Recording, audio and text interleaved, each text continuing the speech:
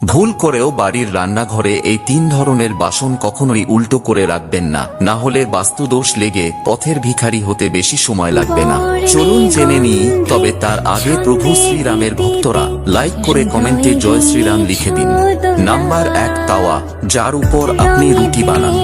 অনেক বাড়িতেই রুটি বানানোর পর এই তাওয়া বা চাটুকে উল্টো করে রেখে দেওয়া হয়, তবে জেনে নিন ঘরে পণ্যের ত্রুটি এবং দারিদ্রতা আসার এটি একটি অন্যতম বড় কারণ হয়ে দাঁড়াতে পারে। তাই সব সময় গরম তাওয়া সোজাভাবে দাঁড় করিয়েই রাখা উচিত।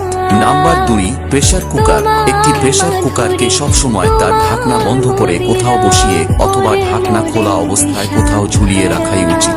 উল্টো অথবা উপর করে প্রেসার কুকার রাখলে তা বাস্তু ত্রুটি এবং বাড়িতে অর্থ সংক্রান্ত সমস্যা বয়ে আনে। এবং নাম্বার 3, কড়া অথবা কড়াই।